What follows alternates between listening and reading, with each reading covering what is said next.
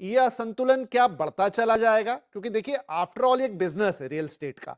आप उस बिजनेस के अलग-अलग पार्टनर्स हैं, उसमें सरकार एक अलग तरह का रोल प्ले करती है, डेवलपर कम्युनिटी एक अलग तरीके से उसको देखती है और जो डिमांड है, जो लोगों को चाहिए, जो मेजॉरिटी ऑफ लोगों को चाहिए, वो बिल्कुल अलग है। ये संतुलन कैसे बैठेगा?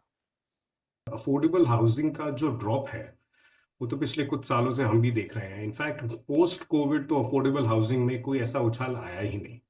अफोर्डेबल हाउसिंग में कहूंगा 75 लाख से कम के घर या 50 लाख से कम के घर।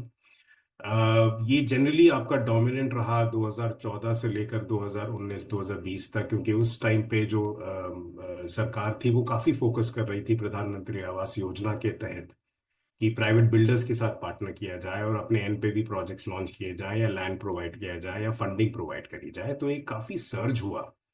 लेकिन पोस्ट कोविड हालांकि मिड एंड हाउसिंग सेगमेंट ने अच्छा किया। अफोर्डेबल हाउसिंग में जिस तरह के टैक्स इंसेंटिव्स सरकार देती थी, बेयर मिनिमम टैक्स इंसेंटिव्स, वो भी पुल बैक कर लिए गए हैं।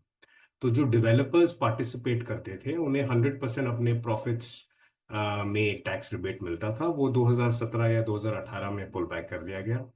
और जो फर्स्ट टाइम होम बायर्स थे उन्हें भी एडिशनल इंसेंटिव मिलता था, टैक्स रिबेट मिलती थी, वो भी पुल बैक कर लिया गया। तो सरकार की जो मंशा है वो इसमें बहुत क्लियर होनी चाहिए।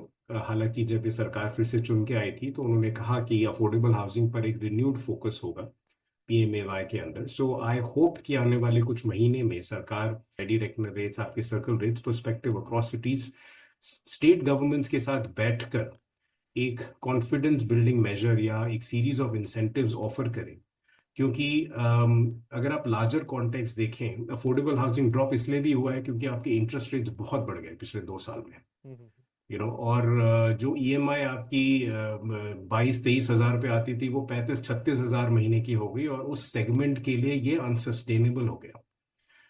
ए, ये इम्पैक्ट था डिमांड पे। बी, लैंड वैल्यूज इतनी बढ़ गई कि कोर लोकेशंस तो आप भूल जाइए, सिटी सेंटर से 50, 60, 70 किलोमीटर दूर भी अफोर्डेबल हाउसिंग के लिए लैंड पार्सल लेना और ऐसा प्रोजेक्ट लॉन्च करना, वहां पे मार्जिन आपके 10% से भी कम हो गए हैं। इनफैक्ट अगर आप जिस तरह से लेबर वेजेस बढ़ रहे हैं, एवरेज हमने अर्लियर दिस ईयर असेस किया था 7 से 8% का एवरेज ग्रोथ है लेबर में, और कंस्ट्रक्शन कॉस्ट 3 से 4% बढ़ रही है। ऐसे में आप टैक्स इंसेंटिव्स भी नहीं दे रहे हैं, कैपिटल वैल्यूज भी बढ़ रही है और आपके इंटरेस्ट रेट्स भी बढ़ रहे हैं।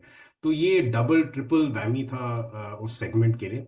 मेरा मानना ये है कि आने वाले 12 महीने में एटलीस्ट लेंडिंग एनवायरनमेंट उस सेगमेंट के लिए थोड़ा सा ईज आउट हो जाएगा।